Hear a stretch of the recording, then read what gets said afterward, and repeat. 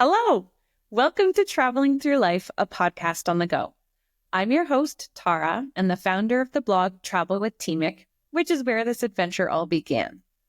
Traveling Through Life, a podcast on the go, is a fun and quirky show that delves into all things travel and adventures from the road, in the air, and in between here and there.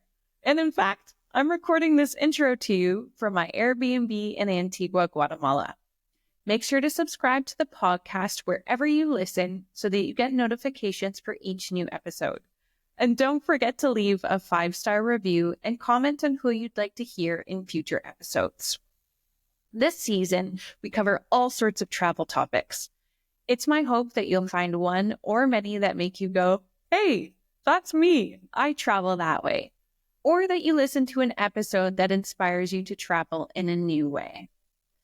This week on Traveling Through Life, a podcast on the go, we meet Jamie and Lisa of a DeGroot YouTube fame.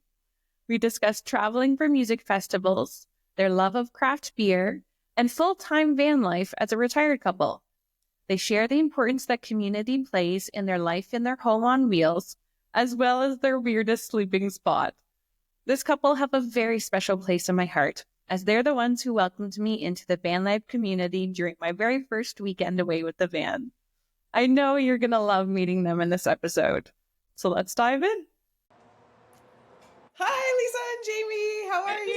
Tara. I'm so tickled to have you guys on the podcast. It's awesome to have you here and to get to share your story with everybody who's listening. Nice. Did you hear that? I did, yeah. Oh, sorry about the noise, but that's okay. It'll be a little background ambiance. So Sounds for like a any race truck. yeah. So for anybody who's listening, Lisa and Jamie are good friends of mine through the Vanlife community. They are actually the first van lifers that I met after purchasing my camper van 3 summers ago. And The story is kind of funny because I showed up to a meetup that Lisa and Jamie helped organize. I believe it was you guys. Yes. Yep. And as I pulled in, this is literally my first weekend with the van. As I pull into the campground, I immediately get stuck in the mud and I'm so embarrassed. That's right. And Jamie, along with a bunch of others, come over, and as happens in the van life community, everybody's there to help out. But I am like beet red, so embarrassed that this is going on. Anyhow, you just picked your van up, hadn't you? Literally like a few days before that. Yeah. But anyhow, they got me out of there and I got to meet you guys and everybody else. And now here we are 3 summers later. Exactly. Yeah. So why don't you... Yeah. Why don't you tell everybody who you are, what you're up to in the van, and actually where you're calling from today as well, because that's okay. So Lisa, Jamie, and we have been full-time in our van, Gertie, since October 2020, traveling around North America. It's been very easy to be on the road because we have no grandkids yet. So that's right. It's not tugging at our heartstrings to be back home in Ontario. So currently we are in Newfoundland. And we are having a blast out here. Like, it's just drop dead. I think we're in Paradise. Right now, we're in Paradise, Newfoundland. Which is a suburb of St. John's. Yes. And so you'll keep probably hearing cars in the background, but there's one of the biggest classic car shows not too far away from where we are now. So we walked around a bit and all with all these cars. You know, Jamie's like, I want that one. I picked my 2 favorite cars, so yes. We're going to have to go back. Yeah. So we are just hitch it to the back of the van. Yes, that's right. Going to have to get a trailer now. Yeah, so we are in our retirement part of our journey and just like embracing what's out there. Stop, park up, taking the views, meet so many amazing people from across the world, actually. And just like the smiles. You can't keep the smiles off her face. You know, it's been great. We've met some interesting people in Newfoundland too. Yes, yes. Oh, I can't wait to hear the Yeah. stories. And you guys met up with other van friends of ours yesterday for Lisa's birthday, right? That's right. did. Yeah. So we've left them happy at the car show. They're wandering right now. So that's Sean and Tozer, and they happen to be coming to Newfoundland as well around the same time. And they've been doing their thing. We've been doing our thing.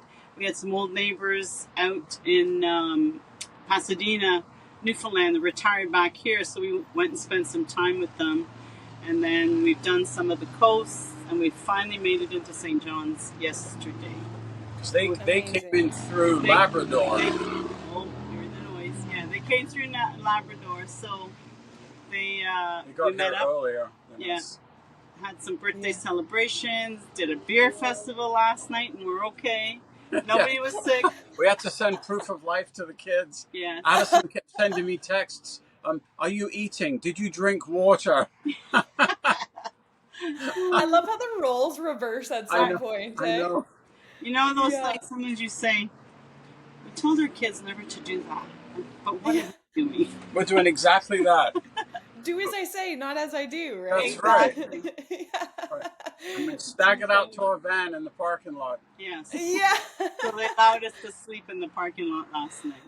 Yeah, no, I can't wait to share all of your van life stories with people. I want to touch on a little, especially since we talked about this right before we got into the recording. You guys are big music fans.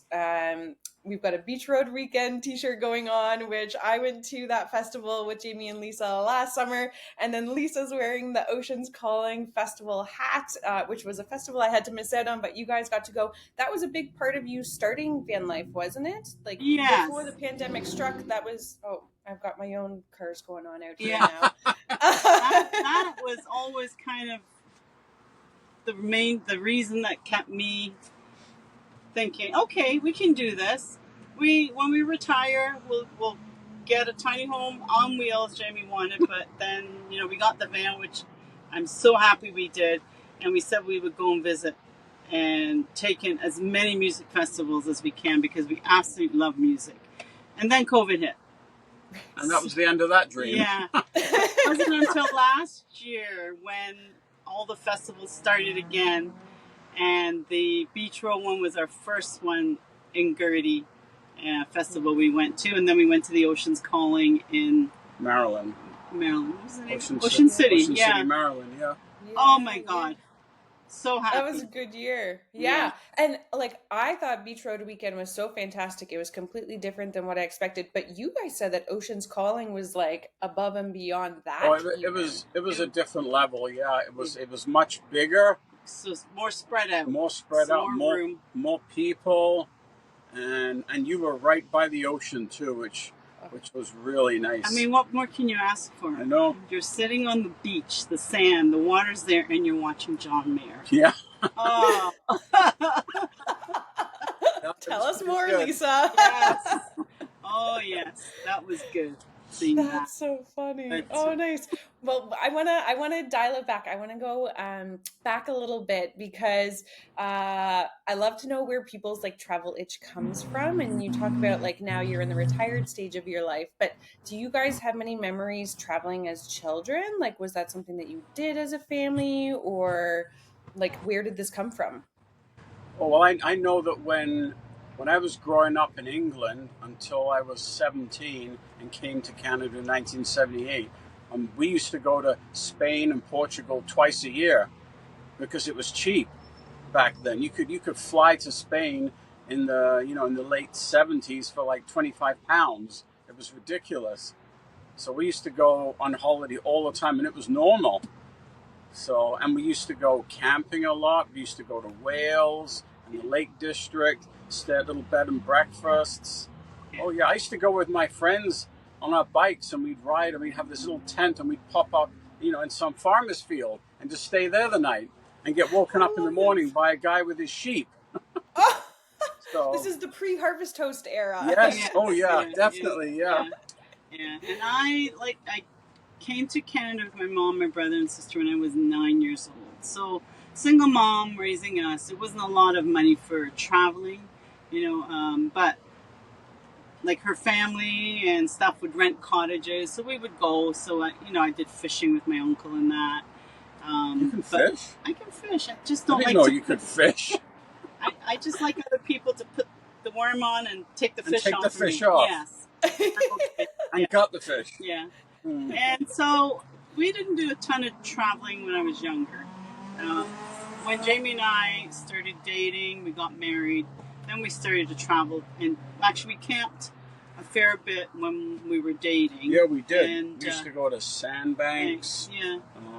Presqu'île. And Killbear. Yeah, a few nice Ontario campgrounds. Yep. And so then we got married, and our honeymoon was in Florida, for 2 weeks. And it was like 100 degrees. Oh, my God. Yeah, it was horrible. I know. Don't go to Florida in July. Yeah, I guess back then we didn't listen to people. Yeah. So, and then, we started doing more over, like, Caribbean trips, like everybody else. And then when we should have been saving money and buying a house. And what did we do? We kept traveling. Yeah, that's what we did, and eventually we settled down. Well, but it took us 8-9 years to realize we probably should be looking at a house. But those are the things that were expected of us. Yes, right? Not to put travel in front of it, but times are changing now, so yeah. And then we had our kids, and we traveled a little bit with our kids, took them camping, and then this whole new thing about van life started, right? But it started more with the tiny home on wheels, which is what Jamie had originally wanted, and I'm guilty. It was all me. Yeah, he kept watching all these shows and YouTube, and he'd say, "Honey, look at this one, this one." I'm like, I'm not pulling any home on wheels, and our kids were still home and young. Anyway, then eventually kids grew up, they've left the house, and then we saw the whole van life thing start. And then that was the beginning of it. Just, okay, I can do that. I want everything in one. I don't want to be pulling, That was just for us. People do how they want to do it, but I had just wanted everything with us. I don't think I could pull a home on wheels. Yeah. I don't think that's as popular as it was back then. Now they seem to be more stationary. Now people are going to more of the caravans that they're fixing up and doing the van, any type of van, overland vehicle. That seems to be what they're doing now. Yeah. And I can't believe how many people are here in Newfoundland traveling. With campers? With vans and with a lot of Europeans are here. And the overlanding looking vehicles. We've seen people on bicycles, and they've got their tents, and they just go and set up for the night. See, I was thinking about these people on the bikes that are come up from Port aux Basques and are coming over to St. John's. They can't get the ferry, the Argentia ferry, because it's broken, and then when they fix it, it breaks again. So people are having to come all the way back down again. Yeah. That's 8 hours of driving. That's a bit of a setback right now here in Newfoundland with the ferry. The ferries issues. are a big problem right now. Yeah. But people are making it. Yeah. Woo! Somebody's got a hot. Yeah. Wow. Yeah. How about that one? Yeah. So when we bought our van, it was an empty shell, and it took us 18 months to have it upfitted. We did as much as we could. Jamie sat with the gentleman that did the electronics for us, and then we met another gentleman getting into cabinet design, and so here we are. We said we wanted to build it out once and not do it again because we're getting old. Yeah. And I don't do electrical. I was a mailman for 30 years, so I was happy to sit with someone and learn the electrical, so then at least I could understand how everything worked in the van. And then when it comes to cabinetry, we helped with the design, and we helped put it together and install it. So, it's nice to be part of the build as well. Yeah, it feels like your home then, like it's truly yours, right? When you have that input and that participation in it. Exactly. It means a lot more, that's for sure. Yeah. Definitely. Yeah, you appreciate it differently. Yeah. Yeah. Well, you guys have gone like all over with your van. You've been to Mexico, you've been We throughout Canada and the States. Like yes. fill people in on where Yeah. you've been So for the our last few years. yeah. So we've done North America twice. Gone across twice, Coast to coast. coast to coast. First time in Newfoundland now. We've done a lot of this, like Florida, Arizona, California, and not this winter, but the winter previous, we had the opportunity to go down to Baja, Mexico. We were down there for about 7 weeks, and we had never ever traveled to Mexico before, and so we were a little hesitant. You read the news and you're hearing people losing kidneys What and is things that? like that What because is that? Lisa's doing quotes for anyone who's Oh, listening. yeah. Quotes with okay. their fingers. Yeah. So we connected with another couple on social media. They were going down to Baja all the time, and then I saw they were going to go another time. So thanks to social media, I just sent them a message, and I said, "Hey, Rich and Robin, what are the chances you carry two Canadians? They're Two scared." sheepish Yeah. Canadians. And they were like, "Sure, let's do this." Yeah. Yeah, so we hadn't even met them in person till I think we met them January 29th that year in the desert in California. January 30th, we crossed over the border with them. But previous to that, Friends today, right? oh, we're still Yep, friends. yep. Yeah. Previous to that, we did like a FaceTime call. And so they wanted to know, like, what are our expectations when we get to Baja? How fast do you like to drive? How many hours a day do you like to drive? Yada, yada. And, food and things like that. And we just said, we're just thankful you carry us there, and we just want to follow you. Like, we have absolutely no expectations. Like, and it worked out so well. But she's a planner, organizer. She had a spreadsheet. Yeah. With everything on where to fill up, which town we're stopping here, we're going to fill up water. The next town, this is where we do laundry. The next town, that's where you got to take money out because there's no bank in this town. This is where you're going to get gas. Yeah. Oh, yeah, she was very good. Mm-hmm. Yeah. Amazing. Do they have an Instagram handle for anyone Yeah, who wants Yep. to learn about how to travel Baja? Yes, they do. They have a YouTube channel as well, and it's Rich and Robin. And I'll send you their link, but they're Click the link below. yeah, it's our We'll midlife. add it in the show notes. Yeah. I think I get it wrong. It's our midlife van or our midlife van, but I'll send it to you. Something like that. Yeah. Cool. But otherwise, would you? Yeah, go ahead. otherwise we wouldn't have gone to Mexico. There's no way. Yeah. I wasn't going to Mexico. Yeah, he was hesitant. Yeah, but now we're considering going next year, and there's a few people that want to go, and so maybe we'll be caravanning people down. We'll see. Yeah. Yeah. That's super cool. How do you guys tend to choose the destinations or the journey, I should say? Because I feel like with van life, there's no real end destination. We're always. Yeah, we're all over the place. Yeah. I mean, this trip wasn't really planned. It was very last minute, I feel. Yeah. We knew we were going to head east. Yeah. And we knew we wanted to get to Newfoundland, but then I had a family wedding. So I'm like, are we going to miss Newfoundland a third summer in the row? I chat to my sister-in-law, and I'm like, I might not get to Newfoundland this year because of this wedding. She goes, Lisa, it's their second marriage. It's my cousin's second marriage. I hope they're not watching this.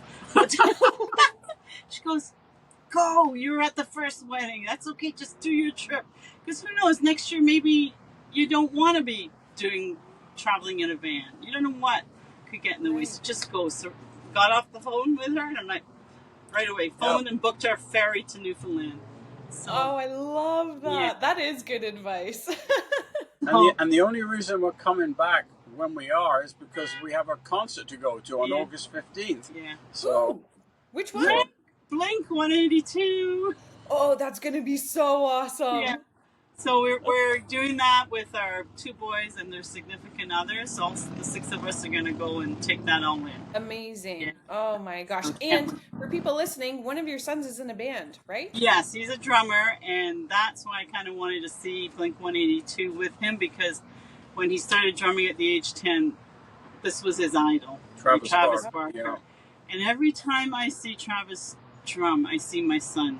Our son. Our son. Our son Our drumming. son. Because he has similar styles, like how Travis drums. Very loud, very fast, you know. Our son Dylan always says, I can only play the drums one way, loud and hard. Yeah. And I said, but that's two. Yeah, so he's in a heavy metal hardcore band. And they're actually going to the UK end of September for a week to do a tour over there. So guess who's going to go? Yeah, did you guys end up booking your flights? We still have to book our flights, but we're going. Yeah. They're going. Yeah, Definitely going, because they're playing London, Bristol, Brighton. They're playing. So Brighton is where Jamie caused a lot of trouble growing up as a teenager. I think there's still posters up looking for me there. Yeah. Do you know this guy? Yeah. Want to go? And what's the name of Dylan's band so that we can share that as well? Oh, it's called Rust. Rust.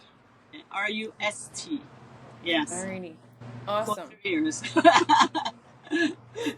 Yeah, definitely. But yeah, so we're looking forward to sharing that with him. That'll be fun. Fantastic. We're trying to convince his twin brother to come. Yeah. But he hasn't made a decision yet. Mm-hmm. Knowing your family, you guys will all be there. I'm gonna make sure we are. Mama talk. The momager. Yeah, the momager. I like that. I'm wondering if you guys have any travel traditions. Like Jamie, I know you love your beer, and Lisa, you also are in on that too. For anybody who hasn't seen Jamie and Lisa's build, we'll link you to their YouTube channel and to their Instagram. But like, they have a special feature in the back of their van that I haven't seen in any other vans yet. But would you say so? Explain what the feature is, and then would you say that that's part of any of your travel traditions? I feel like yes. I would think so. Yeah. It was an issue before that went in. No, it's not I always tell people it's not a problem, it's a hobby. So wait, what is it? We need to tell the people. It was an issue because it was taking up too much space in the fridge. I have a designated beer fridge that is installed on a slide-out drawer that's underneath our bed, so I can access it. I've tried to reach down behind the bed to open the fridge, and I can't quite do it. My arms aren't long enough. So he gets to it through the back doors. So basically, my fridge was taken to Andy, and he had to build the whole drawer system around my fridge. It had to fit right at the end. Yeah. So yeah. I love it. Yeah, and so each place you go, you guys are always finding really cool breweries. And Lisa, you like cider and beer, right? And yeah, so how did that all start? I'm gonna blame our boys for that. Because I guess we can blame the boys for that as well, because there are so many good breweries in the Niagara and Toronto area that you just learn, that there's so much more beer out there and so many different styles of beer. And over the years, we've grown accustomed to the hazy IPAs. So with, the fruity undertones, and it looks like orange juice. Yeah. So... Yeah, so the whole craft beer scene was introduced to us by our boys. And at the time, I never drank beer. No, she didn't. So I never had to second guess when I took a beer out of the fridge. And because if she wasn't with me, I'd think, but what if Lisa wants some of this? So I'd put it back and I pick another one. And I ended up not drinking anything because I had to wait. I used to drink wine. Yeah. That was I still drink wine. But then the boys would say, Mom, try this. And I'm like, that's not beer. That's not beer. Okay, I'll try it. And so then he would buy his stash to put away. And then I'd see him drinking a beer. I'm like, which one's that? He goes, from wherever. I said, but I want to try that one too. And so that's the whole thing. No, I can't. Lisa's not here. I can't. I got to wait for Lisa to be around. So I've switched to beer now than wine. But we do like cider too. Yeah. Top 2 favorites? Top 2 favorites. Number 1, Mizoram in Montreal. And number 2, probably Third Moon in Milton. Yeah, so one's in Montreal, one's in Milton, Ontario. And number 3 is Bellwoods in Toronto. Nice. Those would be my top 3, yeah. Definitely. Very cool. Any other travel traditions that you guys have or have had in the past? We try, when we're traveling, we always try to hug the coast. We try to stay off the highways and get as close to the water, taking the scenes, stop in these little towns, and that's where you're meeting so many different people, you know, because they see you coming through and they're like, they're not from here. We have no problem taking the long route anywhere, yes, because that's where I find you get the best scenery, the best, you know, little towns you go through, and you're not on a highway. And you can stop anywhere, and that, you're right, and that's how you meet people. And, but you know, like, times have changed for us now because we're retired. Whereas previously, when, you know, you're still working, you only got 2 weeks of holidays or 3 weeks, you're pretty much on schedule with going. So, but this time now, it's just like, we get up some mornings, you don't even know what direction we're going. And we'll just pick something in the morning or the night before, or just stay put sometimes. But like, we'll look up for music festivals and stuff going on. It's like, even this after here, we're going to Bannerman Park because their folk festival has started this weekend. So, and Bannerman Park is also, there was also a Bannerman brewery. Who would have thought that? What a coincidence. So that's where we're going to head later with Sean and Tozer, taking some music. And then we'll probably end up at another brewery tomorrow afternoon because... Oh, yeah, the football's on tomorrow. The Euro 2024 finals on tomorrow. Can I just... I heard you don't like football, though, Jamie, so... I love football. It's really soccer he's talking about, people. No, it's football. Because you kick it with your foot. So tomorrow's a big day. Huge day. Who's playing? England and Spain. Are you sure? Absolutely positive. Okay. We had a joke 2 days ago. Sean and Tozer were saying, who's England playing? And he's going, they're playing Uruguay. No, I didn't. No, I said the Netherlands. Oh, they're playing the Netherlands. And they're like, in the final? They just played Netherlands. No, they're playing Netherlands. I said, Jamie, they're playing Spain. He goes, well, I don't know. They're playing somebody. There was a couple of beers involved before that. That's a little bit of a brain lapse. Yeah. So that's another. I'm going to say that's another thing. No matter where we are, he's got to find his soccer, football, or we like watching the hockey as well. So we've got enough data now that it doesn't matter if we put a hockey game on or a football game on. We don't worry about finding a spot we can, tap into. So we use it up. Speaking of, who do you guys have for a provider then? TELUS. We have TELUS. And it's not cheap, but it's gotten cheaper. Oh, it seems like in the last 6 months, my phone plan just keeps going down and down and down price-wise, and they keep adding more and more data. So I don't know what's going on. Yeah, so we probably have how many? We have 500 gigs between us. And we're paying... And we pay... $186. No, $174. Oh, $174. Yeah.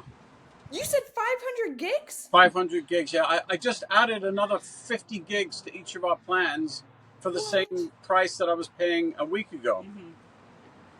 I feel like I need to go back and look at my plan now because I've noticed the same trend, but oh my gosh. Yeah. I mean, when we first hit the road in October 2020, we were paying over $300 a month. Yeah, we had $311, and I think it was only 150 gigs we were getting. That was split between the two of you, between right? Like over two plans. Yeah. So it's showing, I think things are starting to, maybe even out a bit. Well, because Canada does have the worst cell plan in the world. Yeah, cost-wise. Yeah. It's about time we're catching up with everyone else. Yeah. So I'm going to say every 2-3 months he looks at our plan and he sees if there's anything, a better deal, and then he'll change it. And there you go. So you should every so often check your plans. Yeah, usually I do like Boxing Day because there's usually good deals and stuff then to change the plan. But after our call, I'm going to go check again. Yeah. I remember when I spoke to somebody at TELUS, they said they always do special promotions, like before everybody goes back to school and university. and then before summer they sometimes do it, and then randomly they'll do it at Christmas and the New Year's and Black Friday and things like that. So Good tip. Hmm. Wow. Like really my mind is blown that you guys have 500 Yes, gigs over there. I Do know. you use yeah. Do you no, use Starlink as well? Because I know a lot of people thinking about van life who are maybe working full time and not yet retired. They think about, service and whatnot. Do you have it? If so, why? And if not, how come? And we've talked about Starlink, but we're not in a lot of remote places where you literally cannot get any signal. It's happened to us a few times we've been here where we weren't able to get signal, but I don't think us getting Starlink. Starlink right now would be beneficial for the price, because it's like $170 a month yeah, it's Canadian. expensive. Whereas Yeah, it, Yeah. like I say, it's working what we're doing. We're using up our 500 gigs. yeah. There are moments where I'm like, Jamie, message won't go. Go for a walk, and he's out there holding up the phone trying to find it. So But those times are frustrating, but it's not a lot. And we're Yeah. not. We don't tend to overland for days or a week somewhere remote. Right. We may go for a couple days and then come back into civilization. If we're with civilization. other people, I would do it, but we're not as adventurous on our own. Yeah. Oh my gosh, you guys are so adventurous. Don't even Aw. get me started. I want to be like you when I'm older. Aw. When you grow up. Yeah. Wow. Oh man. Another thing that I was wondering is like, what has been the biggest surprise on your travels? Whether it was when you were younger, something that surprised you, or with the whole van life thing. Like, had you guys tested a van beforehand? Because that's something else. A lot of people are like, do I just hop into this and go for it, or like, yeah, So we did in 2000 and 17, yeah, 2017. We we went to Napa Valley for the Bottle Rock Music Festival, a 3-day event, yes. and we rented an Econoline window van, which just had the pop-up table. You had to, fold down the seats to make the bed, and then in the back of the van, Was when the you kitchen, when you yeah. opened up the hatch, you had a little kitchen there, like with a sink and a little fridge, and you could drawers for your cutlery and plates. And we did that for 10 days? Yes, we 10 rented it. days We went to the music festival in it, and then we drove the highway Pacific Highway 1 for a bit. through Napa Valley. And that's when I said, because he was still on the tiny home on wheels thing, and I was like, when we did the van, I'm like, I could do a van. I think I could do a van. Then we came back to Ontario. It was easy. And highly suggest that people do this. So before jumping into a van or jumping into a tiny home on wheels, we decided to Airbnb a few things. So we had Airbnb some cabins, off-grid cabins on the lake. Again, there was no service there really, but you were there for 3 days, and it was wonderful. The thing we hesitated on because we realized, tiny home, you got to go up these stairs to get to your bed, and your face is like this to the ceiling, right in the bed. so true. And as we're getting older, up and down the stairs to go to the washroom and back up. So I said, okay, no, I don't want to be doing this as we get older, So I'm glad we did try that, Yeah. because that's never going to work. Yeah. We even rented a boat where we Oh. slept. It was at the end of this couple's dock in Tobermory, and they were Airbnb-ing it. So we just wanted to try it for the space. So we slept in there for like 3 nights and kayaked right out there, right over the sunken ships that were there. It was a great experience. We're like, we're not boat people. So, no, we're not going to do that. I'd live on a narrow boat, like on a canal, Yeah. like in Europe. In Europe, Yeah. I would do that, no problem. Yeah. Yeah. And so that was kind of made us realize, okay, we don't want this, we don't want that. Let's just look into the van, and that's when we started. Well, and plus it's the confinement thing, living in a tiny space. If you don't know it, like we speak to so many people, and they tell us, oh, I'd kill my other half if we were in a space this size. I don't know how you guys do it. Yeah, yeah. You know, but some people can do it. Some people they don't like it. But Yeah. it's more about the outdoors than being confined inside a van. Yeah. You spend 85% of your time outside the van when the weather's good, and that's what it's there for.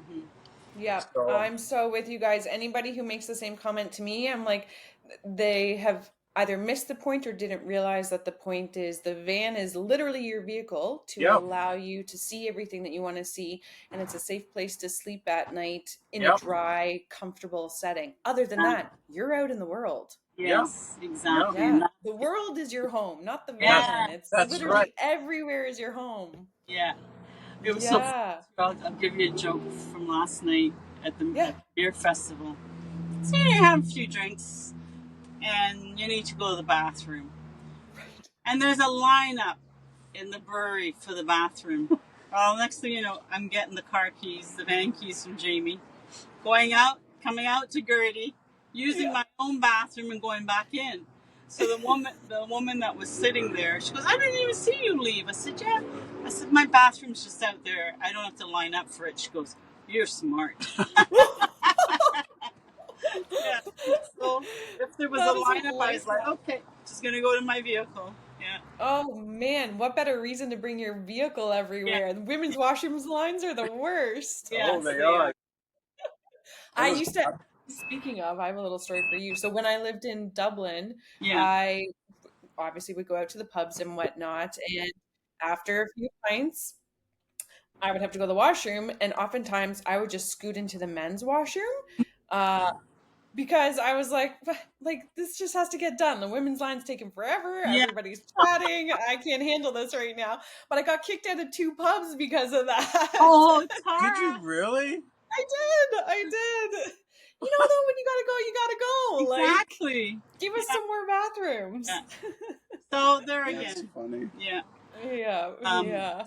We were talking about the 90 square feet of living, and we've been together for a long time.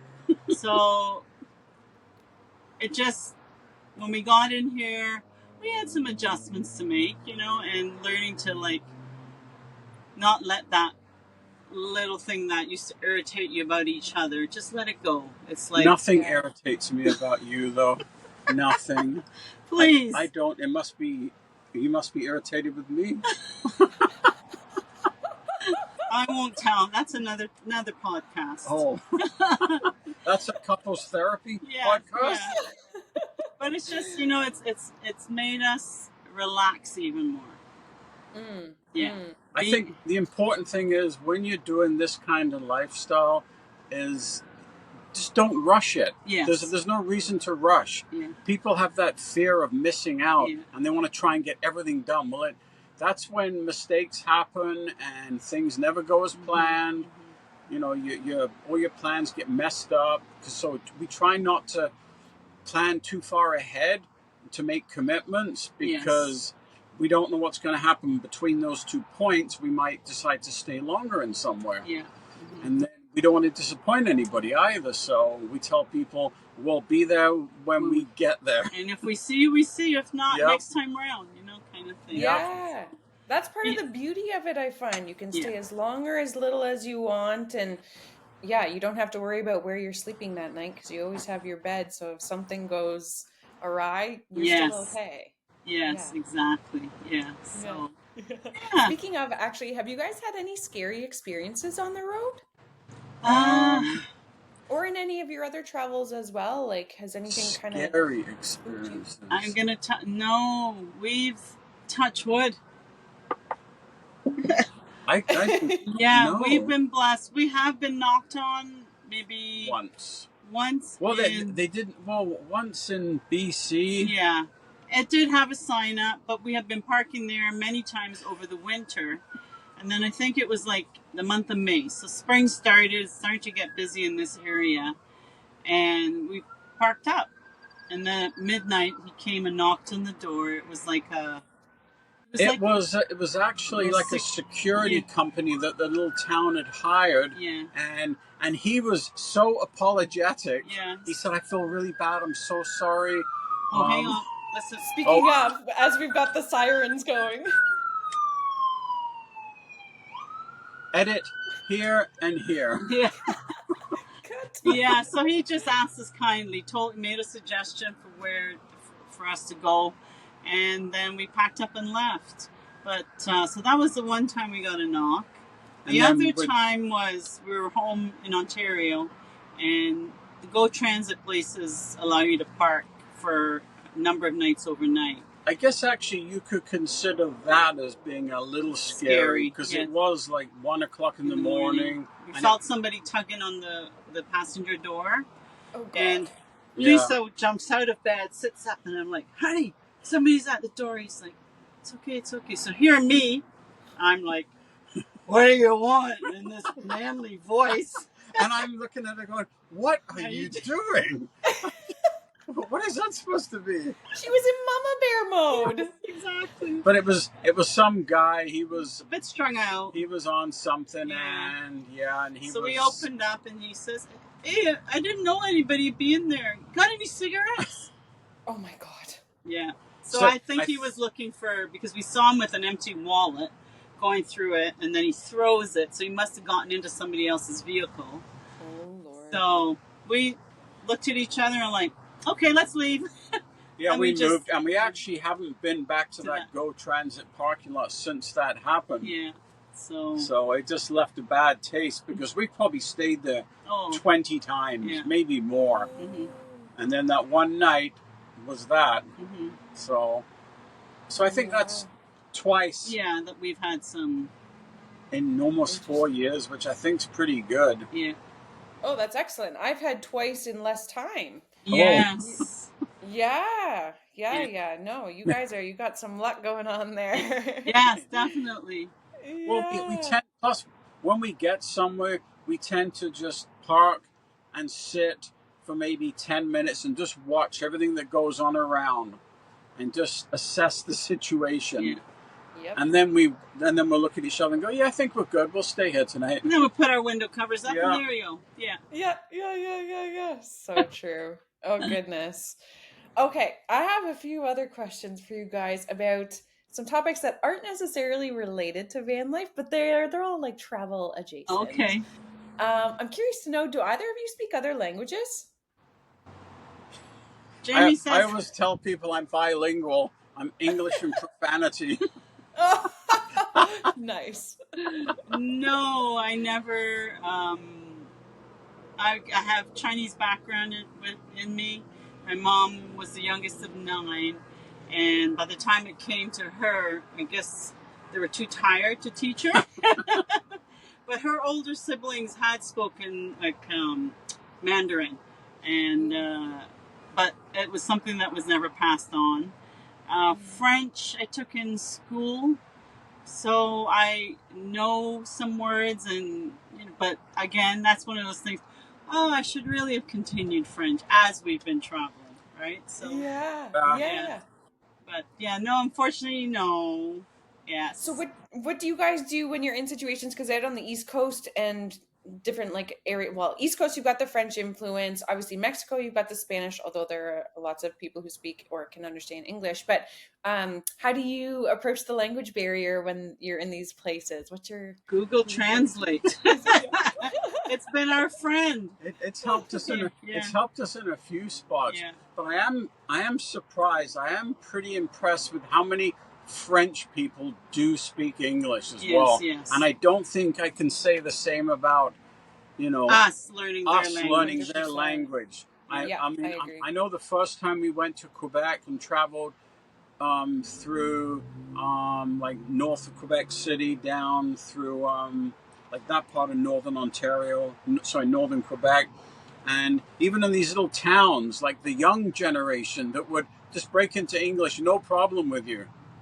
Thanks to social media. Yeah, and I think it has a lot to do with that. Yeah. Because we pulled into a McDonald's lineup, and he's like, English? I don't know how to order in French. He goes, "Oh, that's okay. I speak English." And so he was so surprised. Yeah. Yeah. I found them very, very good that way. Yeah. Yeah. So really, I mean, yeah, we've learned a few things, but Before we went to Baja, I had like a little checklist of certain words, banos and, whatever, to get us through. Cameron, when you go to order tacos, you gotta have Cameron. Yeah. Which for the people is? Make sure, too, he knows how to order his beer. Got just a vesa, por favor. There you go. Nice. That kind of ties into the next thing I was curious about too is tech, because both of you traveled pre-internet, and obviously over the course of your lifetime, tech has influenced travel in a lot of different ways. Like, how has it changed the way you travel? Because you also enjoy camping, which is an activity that a lot of people tend to disconnect from the Right. world and tech and all those things from. So yeah, how has tech influenced and changed your travels? I absolutely love social media. I'm very much, I like to feel connected to people, and so I use it a lot. So, I'm on Instagram. A real lot. I feel sometimes she misses things. We'll be driving, and I'll go, oh my God, look at... Oh, okay, you're busy. Okay, I just keep driving. I don't say anything else. But I love that it keeps us connected to you and the community. It allows us to be connected with our kids, so FaceTiming with them. Because back in the days when we would go away, let's say, traveling, our parents had no way to really connect with us to make sure we're okay. See you in 2 weeks. Okay, Yeah. good. Make good choices. Yeah. That's it. Yeah. Yeah. Being So, parents now yourselves, how would you feel if your boys were to do that? Like, oh, I'll see you in 2 weeks. Would you be like, okay, no problem? Or would you be like, oh my God, my babies, I need to hear from them? I still have to hear, like, Addison had gone away for 7 weeks to Europe on backpacking by himself. And so, we kind of knew his journey, and he would text us and to check in and, tell us he's arrived or whatever. And then one time I think he was in Germany, and he FaceTimed me. And he said, oh, my friend, he said, here, use my phone, FaceTime your parents because I have unlimited data. So he did, and we chatted, and it was great to see him and hear more about his journey. Then we hung up, and I started bawling my eyes out. So I call him at work, and he goes, what's the matter? I said, I just wanted to hug him. I just wanted to reach in the phone and hug him. He goes, well, he's okay. He was no crying. A couple days later, he gets a FaceTime from Madison, and the next thing you know, he hangs up the phone. I was blubbering like a fool. He goes, I understand what you're saying now. I don't think it matters how old they are. Yeah. You still get all like blubbery. Yeah. So, and the other funny thing with tech, so, we all have our iPhones or whatever phone we have. You know how you can share your location with one another. Right. So we have ours turned on with our one son, Dylan. So he can see where we are, and I can see where he is. Our other son is yet to accept the request.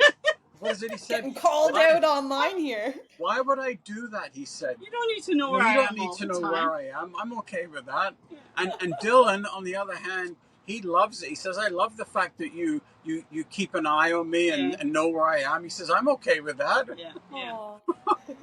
That's sweet. Yeah, so even with that, when we were in this little town in Nova Scotia, we got a rap on the door, and Jamie opened it, and it was the harbor master, and he was coming down to check if we were okay, because somebody had told him there's this van from Ontario, and to check it. So he came down to check on us, and he said, come with us. Come with me. He'll take you for a drive. So Jamie, I'm on the back bed, just relax. He goes, come on, go. We're going to go for a drive. It's pitch dark, 9:30 at night. And his name's Floyd. Yeah. How can you not trust a guy called Floyd? So he says, Floyd wants to take us for a drive around the town to show us. I said, Jamie, we don't even know who this guy is. He goes, we'll be fine. It's Nova Scotia. We'll be fine. So I'm sitting there. I pick up the phone, and I'm like, location is on. If anything's to happen, they'll know where we are, kind of thing. But I'm like, we're doing exactly what we told our kids not to do. Yeah. Yeah. Get in the vehicle with a stranger in the dark. But it I'm all sensing worked. a theme here so Yes. far. Yes. Oh, we've had another one too. But we won't tell that one. Okay. Good. Yeah. Not yet. Oh. Yeah, so it all worked out, and so that's what we love with technology. Well, and plus Yeah. every night we stop, I always yeah. send a location to the boys where we are.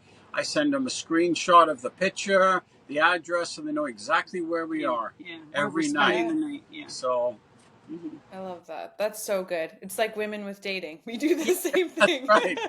Yeah. If I'm not alive, if you don't hear from me at 10 o'clock, call the Yes, searches. That's Yeah. right. I know Yeah. sometimes they'll send us a text if we don't have service and we warn them, then they'll send proof of life, and then you got to send them a picture. Next month. That's so funny. Along the tech vein, you guys are also YouTubers, so I'd love to share a little, or I'd love you to share a little bit about what it's like being YouTubers. And did that start because you loved using YouTube to prepare for your own travels, or like how did your YouTube journey begin, and how's it going? Well, before you start, it's exhausting for me doing YouTube, having to be on the camera all the time. Do you know how many times we've had to redo things, and I've got to smile and no, take it again, take it in. We've got to redo it. But you've gotten 100% better than when we first started. Yes, I had very little patience At back the at the beginning. start. Yeah. Now I'm like, yeah, whatever, just hit it. Yeah. I got it. But no, I had no intentions of doing it when we got into the van to go on when we became full time. Mm-hmm. And I just wanted, I would do videos and stuff just for memories, right? Mm-hmm. So back in COVID times, we were hiking. I can't remember exactly where. I think it was Boyne. Boyne Provincial Park. Boyne Provincial Park. And we meet this gentleman who was running. He was doing these time lapse, and he kept running by us. So and he was vlogging while he was running. Yeah. So anyway, we eventually get to the top, and he's up there, and he's talking away and doing his thing. So we're kind of sitting back. So he's like, "Oh, come on up." He goes, "It's fine. It's whatever." So then we start chatting to him. Next thing you know, he loves van life, wants to know all about it. Wish we could do it, but his wife, she's got some health issues and what. So the next thing you know, he meets us back at our van, and we're chatting away. He's probably a little younger than us, but he says, "Lisa and Jamie, you need to start a YouTube channel." It's all his fault. Yes. And I'm like, who is this man? Can he Dave? be named? Dave, yeah. So a couple days before we were to leave, he wants to meet up with us. He says, "I want to talk to you." So we meet up with him. And he drove all the way from Orangeville to Newmarket, pouring with rain, sitting in the Lowe's parking lot, and he jumps in our van, and he goes, "Okay, this is what you're going to do. You're going to be YouTubers. You need to share your journey." I'm like, what? Yeah. He says, "Just start off with a GoPro. That's all you got to do. And just, talk and this and that. And you can use iMovies, and you don't have to get into the big stuff, I'm like, "Dave, really?" He goes, "I'll mentor you. Don't worry." He goes, "You got this." We say goodbye, and the next thing you know, we go to Best Buy across the road, and we buy a GoPro, and I start learning how to use it. And that Jamie's was shaking his head for anyone listening. Yeah. I love this. I didn't know this story. That's so cool. Yeah. So Dave, we still keep in touch. He keeps checking in on us. He'll be like, "Lisa, you haven't done a video in a while." I said, "I know, Dave. I just need to take a break." Yeah, but sometimes life does get in the way, and well, sometimes it's hard. It is hard. I give kudos to people who do it all the time. Yeah. Have the time commitment to do YouTube, because you guys and I know people who do it full time for their job. Like that it's a lot of commitment. It's a lot of hours. Yeah. I mean, there were times when you'd be up till 2 or 3 in the morning to hit that deadline on a Sunday morning. Yeah, because again, no proper signal. That's when we needed the Starlink more, was back then. Yeah. Anyway, I haven't posted in a while, and I have so much footage I still need to put together. It will come eventually. It's pretty bad when her iPhone is telling her that her storage is full. Yes. And I think in the cloud, we have 1.7 gig of the 1.7 of the 2 gig that's in the cloud is already, it's almost full. Whoa. So yeah, And I keep increasing it. yes. Yeah. That's But how they get you. I like the videos and the shorts and that, because I think it's good. It's a good diary of all of our travels, and the kids love it because they say that it's like we're traveling with you. We love, what you share with us, and then I think it's good because when they have kids and we have grandkids, we'll be able to show them what their crazy grandparents did and look at all the traveling we did. Yeah. And I think that's going to mean more to us when that actually happens. Yeah. When we'll be able to show them all the places we've stopped and all the travels we've done and all the silly videos we've made and the people we've met. Right. Yeah. It is a really cool way to document your travels and to have that for family and friends and for yourselves later on. Yes, exactly. Yeah. What is the name of your YouTube channel so we can tell people? It's Gertie A. Van DeGroot. And I'll link that as well. Yeah. Did you have to go A. Van DeGroot? Well, even if they just type A. Van DeGroot, it'll come up. Yes. But, Yeah. That's it. Yeah.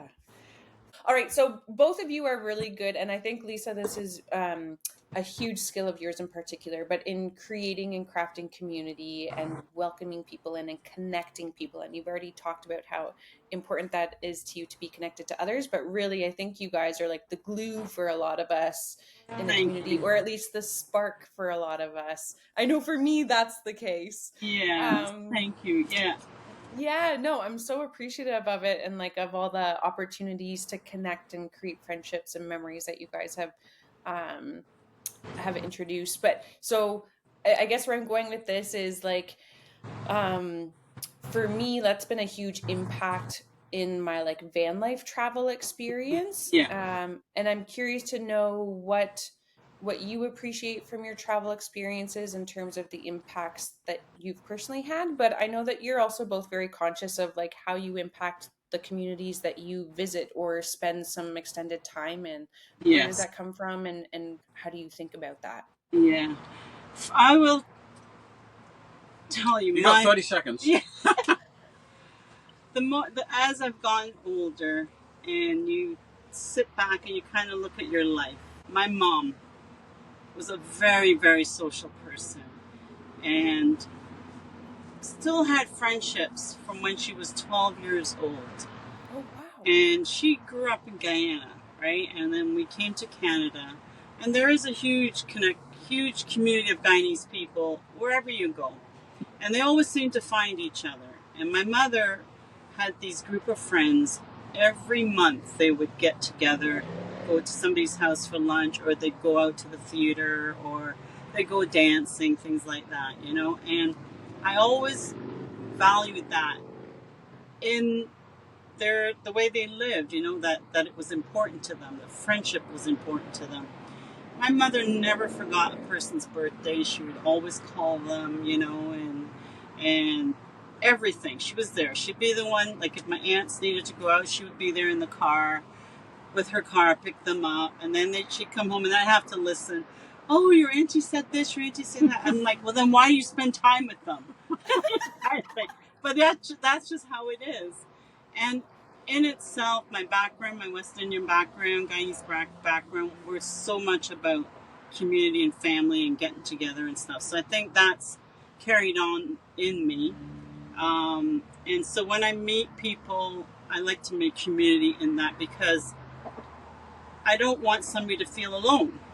So meeting single women traveling, and by us having our van meetups and things like that, it allows others to meet single women or single men traveling. And then when you leave, what I'd hope is you've made a connection with somebody. So as you travel along your ways, you can reach out to them and say, where are you? I'm nearby. Let's have a coffee or something together, So it's carrying my home and keeping that foundation going is how I look at it, And we love meeting people and hearing their stories. Because everybody has a story, Yeah.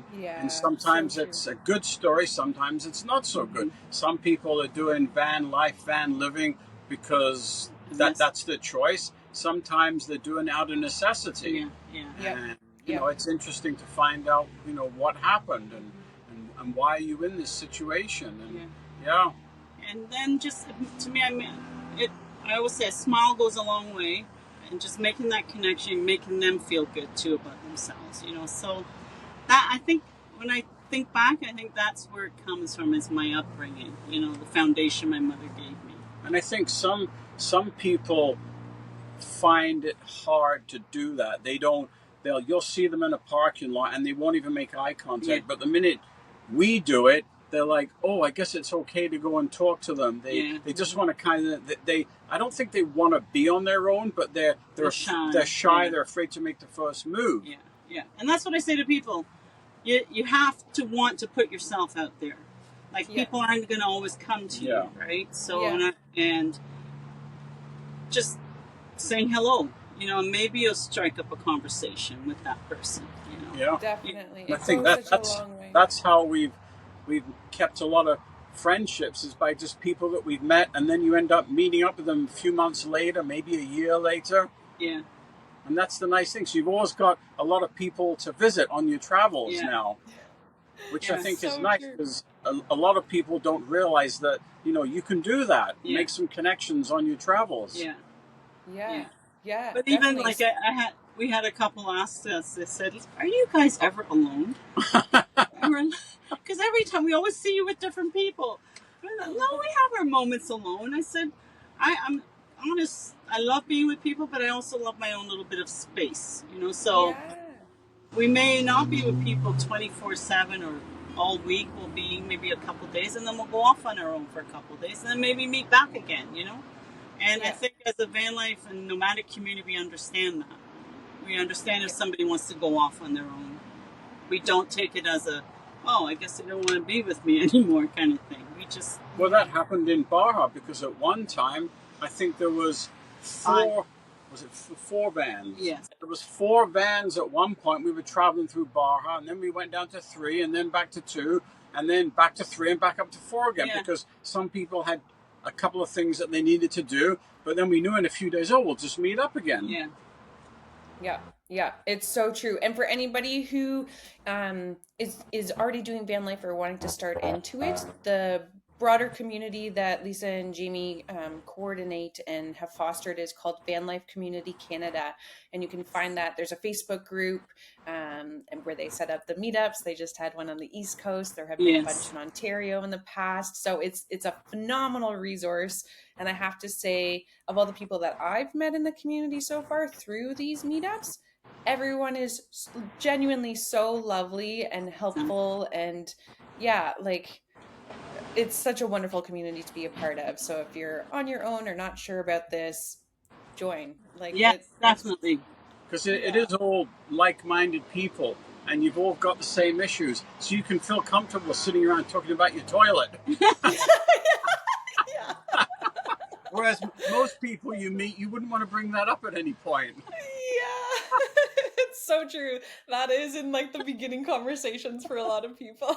Oh gosh. It's always the number one question when they come in a van and they go, so where's your toilet? How does that work? Yeah. Speaking of odd conversations, where's the weirdest place that you guys have slept? The weirdest place. Let me think. Yeah, not the weirdest place. We snuck into the back of a hotel parking lot in Saskatchewan and parked between a couple of utility trucks in a snowstorm. That one was a little. There was the side of the mountain with Eric when we went to see the Northern Lights, and there was no cell signal up there, and the road went from asphalt to frozen solid ice, so we couldn't go up, and the road just zigzagged all the way up the mountain. I think we were almost 5,000 feet up just to see Northern Lights, and as the sun was going down, you could see the clouds, and we were above the clouds up there. Eric's heater didn't work. But we stayed the night And there. we stayed the night at the side of the road because we figured, well, nobody's coming up here tonight. Yeah. Yeah. How That was was getting down?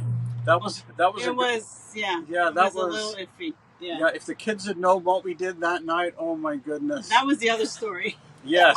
Yeah. We never told them about like scrambling on our hands and knees up the side of this mountain hill To try and see the northern lights. Yeah. Oh my. Yeah. And we're standing there, okay, and so we got up there, and all of a sudden the fog started coming in, and we're like, there's no way we're going to see. We're like, well, we decided where's our van? We decided to sit it out for an hour to see if it would clear. And I'm like, it is so quiet up here. Like, and we have no signal. What if some kind of fox or something comes out? Nobody would know what happened to us. And then now it's trying to find a way down. How we got up there, we couldn't find the same path down. Oh gosh. Thank goodness Eric had screenshot, or he put on the location where his van was. And so we kind of were tracking our way down, but we were actually on our hands and knees at one point trying to go up and down. And finally we could see the reflection on the reflectix on Eric's van. We're like, oh, there it is. So we made it back. Yeah, that was pretty scary. But other than that, we tend to be very cautious where we park. You know, like we don't. Yeah. We've parked under bridges. He wants to park near cemeteries sometimes, and I'm just not about that. Yeah, I don't like. They're dead. People are dying to get in there. They're not getting out. That is morbid. Oh man. Okay, changing tracks. Yes. And I feel like this is a bit of a cheat of a question to ask somebody who lives and travels in their van, because there are probably many more things to answer this. But what are 2 or 3 items that you always travel with? And maybe this is for your international travels too, when you're going to be heading overseas for your son's concerts and stuff. I can't think of my English words at the moment. But what are 2 or 3 items that you always travel with? My AeroPress for my coffee. Yeah. True. Yeah. Coffee's a big thing. I still hand grind my beans every morning, and everybody makes fun of me. What else? Definitely my GoPro will come with me wherever I go, to document. There's not a lot. I'm trying to think. The must-haves? Yeah. Cards. We play a lot of cards. Yes. Yeah, every night we try and play a game of cards before we go to bed. And then every night she beats me. Every night. Most nights, yeah. Which card game? We play golf and Pay Me. Yeah. Okay. Those are our 2 go-to games because they're very easy to play. Because I'm not a big cribbage person or rummy. I like simple card games. Yeah, that's okay. we play those more complex ones when we're with other people. Yes. There's not a lot that I would say I necessarily have to have with me, because living this lifestyle, you tend to be more minimalistic, right? So you learn to live without, my AeroPress, that's all I care about. Yeah. I gotta have my coffee. Yeah. Oh. All right. Well, as a bonus for the listeners and with my guest's help, I'm also curating a travel playlist to share. And so I'm curious to know and you can answer this individually or as a couple, what's either one song that sums up your travel style or a song that reminds you of one of your trips. Oh, geez. See, for me it would be anything Arctic Monkeys. They're a band from the UK, and I just love the Arctic Monkeys. And I've grown up with them over the last 10 years or more, and how their music has changed. And it sort of reminds me of how our life has changed being in the van. So how they've grown with their musical, like with their songs now, they've changed their whole sound. So, what would my favorite song be? I can't check my playlist. It's on the phone that's videoing this, but send me one then. I'll send you one, definitely. I will have one for sure. I mean, right now, just coming to me, one of my favorite songs every time it comes on the radio, Brown Eyed Girl. You know, I love that song. Van Morrison, so I love that song. Yeah. Mm-hmm. And the other one that actually just touched me recently was Sailing. Oh. By Rod Stewart. Yes. Mm-hmm. Yeah. But music's always on in the van too. Yeah. Always. I couldn't live without music. There you go. No, you couldn't live without the music. I'd go crazy. Yeah. Yeah.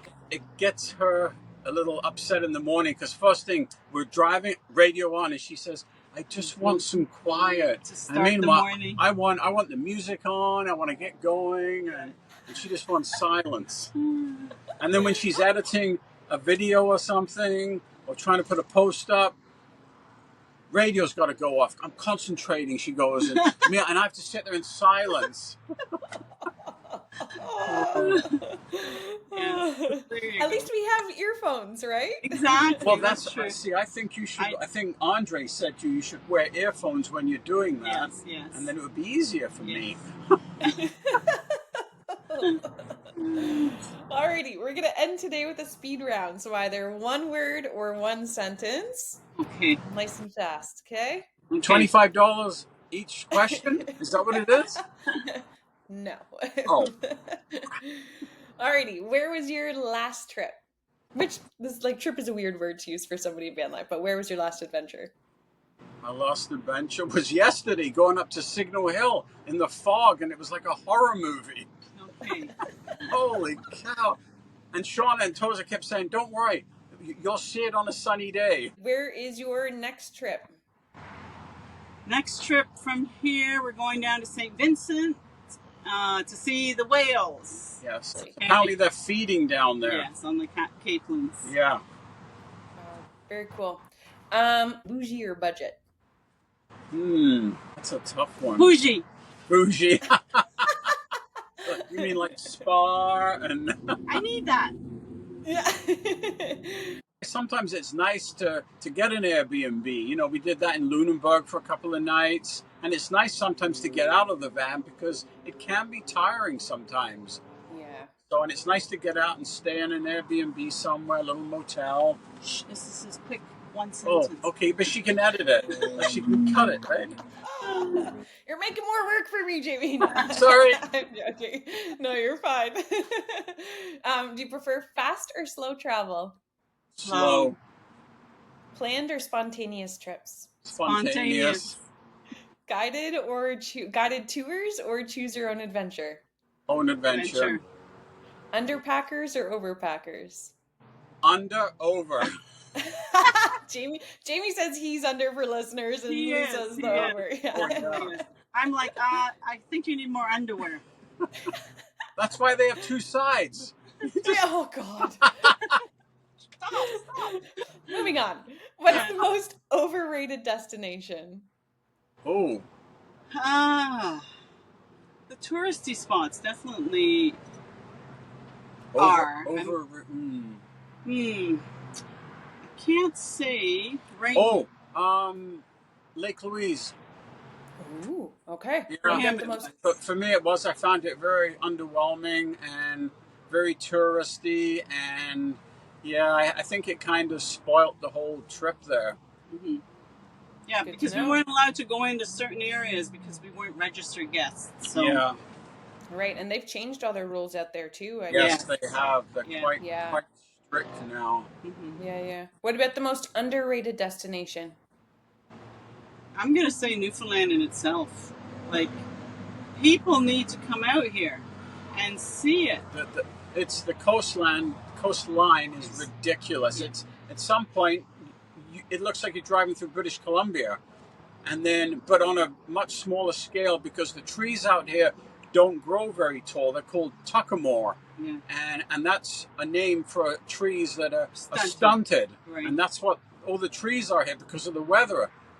But the views are crazy. The pace of life here. And the music, I'm sure, too. Oh, and the music's ridiculous. Everybody, even the guide at the historical site we went to, he picked up the guitar and started singing for us. I mean, where does that happen? Yeah. And he goes, "This is just my hobby, but I'll play the guitar for you." He goes, So cute. "Yeah." Yes. Oh. What about domestic or international travel? We've done a lot of domestic, I guess we could say, because we haven't flown. But there are some locations we definitely would like to get to via plane. Maybe after we're done doing van living, we'll start embracing more of that international travel. I'd like to go back to Croatia. Yeah, Croatia, we had the opportunity to visit on a cruise. Yeah, that was one of my favorite places. Yeah, definitely Croatia. Yeah. Yeah. And I'd like to go to Costa Rica because we still haven't been there yet. Yes. I wanted to move there one time too. Yeah. I said, when we retired, we're going to move to Costa Rica. She thought I was crazy. Yeah, you're still crazy. I'd still go there. What's one home comfort of like stationary home living that you miss most from TV. TV. I need my big screen TV. I feel like you could just get the projector for on the van, no? No, it's not the same. You just want TV. I want to lie on a couch and watch a big screen TV. I do miss, I used to love baking and stuff, and so I do miss having a kitchen. A full kitchen is a big thing too, yeah. Like when we stayed at our friends recently, we house sat for them. And, I just love the kitchen. Yes. Because you got so much more room for activities. Yeah, it's true. What's the best piece of travel advice you've received? I tend to don't overbook yourself. Keep your expectations low, right? Because I think when you have it that way, when it's that wow factor, it's even better. The fear of missing out, don't worry about that, because next time you come around, go see it then, if you don't see it this time. Don't be afraid to go off the beaten track either. Yeah. Ask the locals of where to go, because they know the secret little gems everywhere. Yeah. And those are the places that surprise me the most. I know that. Yeah. Yeah. What's the worst piece of travel advice you've received? The worst piece. The worst piece. A lot of people, the fear factor of, make sure you have this much gas and water, and we've never had an issue with that. Even coming here, people said, you're not going to be able to get gas, you're not going to be able to fill up water. Well, I've had an extra jug of water for 2.5 weeks and I haven't touched it. Yeah. So, and gas, you can get gas everywhere. Yeah. So, perfect. Driver's seat or passenger seat? Passenger. Backseat driver. Backseat driver right here. I admit it. She's the best backseat driver I know. Okay, we'll move on from this one. Yes. That's why I like it when she's sleeping. Are you guys, do you like getting souvenirs? And if so, what's your go-to? Go-to right now, because we're in the van, is the stickers. Yeah. I like to get stickers from everywhere. So we don't have a ton of them up here. We kind of hide them on the side of the drawers. We open it up, we can see them. Yeah. We like to get the stickers from always the breweries, coffee shops, and then provinces and little towns we go to. We do love our stickers, yeah. Yeah. And I thought you might say coffee as well. Yeah. Yes. Oh, yeah, we've got lots of coffee. Yeah, they're always sharing their coffee on their Instagram or their drinks and whatnot. Yeah. Okay, I'm going to give you guys the choice on this one. Either describe yourself as a traveler in 3 words, or a nomad, I suppose, in this case, or you can describe each other. Ooh. You can describe me and I'll describe you. Describe you as a traveler. I'll start. You start. Organized. She's very organized. Yeah. Which is good, because I need the help as a co-pilot. Even though she's a terrible backseat driver, I do appreciate the help. So it's invaluable, yeah. And I will describe Jamie as he's very methodical and patient and just he's very observant too, right? So he sees things as we're driving and he'll point it out if I'm looking, kind of thing, and inquisitive too. So that really helps with our travels because we'll see something and he'll say, look this up, what is that? So we don't just drive past it. So we'll look it up and I'll discuss it. Oh, that was the first whatever plantation of whatever. I think I might have pushed it a bit too far a little while ago when she said, why do you keep asking such redundant questions? And I said to her, well, because I'm interested in, to quote Ted Lasso, be curious. And that's me, because I know I ask a lot of questions. And it's because I always think about, well, how is that built? Well, why is it built like that? But I don't understand. Why is it there? I ask a lot of questions. Yeah, that's a great I like way to to know be. stuff. Yeah. Like that kid that's like, why? Yeah. Why? Yes. Yeah, but why? But why? Yeah, that's me. That's me. Yeah. What about your favorite content creator, whether it's a YouTuber, blogger, podcaster? And I know that you know several personally, so if you want to give out one each, maybe, or how do you Yes. feel like dividing that? Oh, let's see. No, you better go first. Well, I'm gonna point out this other couple that you know who need to get moving on their YouTube videos. Just recently, they had a real big blast on YouTube. They're now, what do you call it? They're making money now, a little bit. Yeah, but, Monetized. Monetized. yeah. Cage and Ellie. Oh, You congrats to need, them. yeah, That's like great. they have a video there. He does a tour of their travel vehicle and their trailer that they're pulling, and I think it's probably almost at 300,000 views right now, but it went from like 1,400 views, and he messaged me, goes, I don't know how this happened, and it's just been climbing, and they're now at like almost 5,000 followers. Oh, But that's so exciting. they need a push because his videography, the way they put it together is A1. People have made comments on it like, the quality of your videos, we are so surprised you don't have more followers. Subscribe. But they went from here like this overnight, and they don't understand what happened. Yeah. It just somebody picked it up. Yeah, but they're good. Cage and Ellen. I'm going to promote. So my favorite YouTuber is a girl in the UK, and she's called Stunt Peg.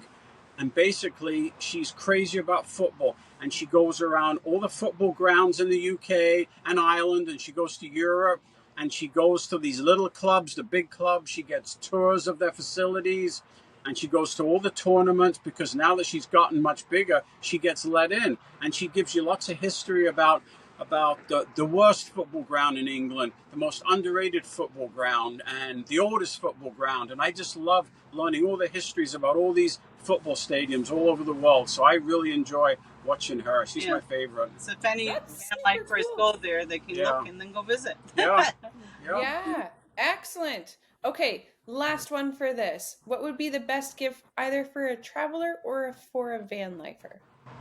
The best gift. Oh, I lied. Second last one. I have one more I would say like gas cards. Yes. I'm not going to say like a coffee brand because we won't go to those coffee brand places, but definitely gas cards. Yeah. And yeah, just and a tin of beans, tin of Heinz beans. We're gonna share a picture now, you know. Yes, I know. Jamie has a tattoo on his calf of a can of beans. Yes. Yeah. All right, last question, I promise. Okay. What's the best travel app? The best travel app.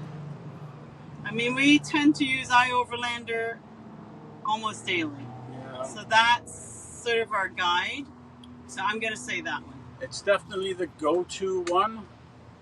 And you like to use the trails. And I like, and old trails too. I like to use old trails to document, our hikes that we take, and then it saves them for you, and it's nice to look back on them. Yeah. Definitely. So anybody who doesn't know what iOverlander is or what you use it for, that's to help find safe overnight camping spots. Yes. And that's for throughout North America. Excellent app. I agree with you guys on that big time. And Harvest Host. Yes. One. She said Oh, one. sorry, one. Yeah. Delete. No, I'm with you on Harvest Toast as well. That's got to be my favorite way to find places to stay. Yeah. All right. Well, thank you both so much for coming on the podcast. It was so nice to catch up and to hear some stories I didn't know about from both of you. There you go. Oh, we got lots of stories. Yeah, I believe that. I can't wait to see where you take Gertie next. And just as we leave things, where can people find you online? And is there anything else that you'd like to add? That's your department. Yeah, so Instagram, Van DeGroot, YouTube, Gertie A. Van DeGroot, and for the community, definitely get on to Vanlife Community Canada on Facebook and Instagram. Amazing. Awesome. So good to see your beautiful faces. Thank you. Yeah, Thank we you, love Tara. you, Tara. Bye. Bye. See ya.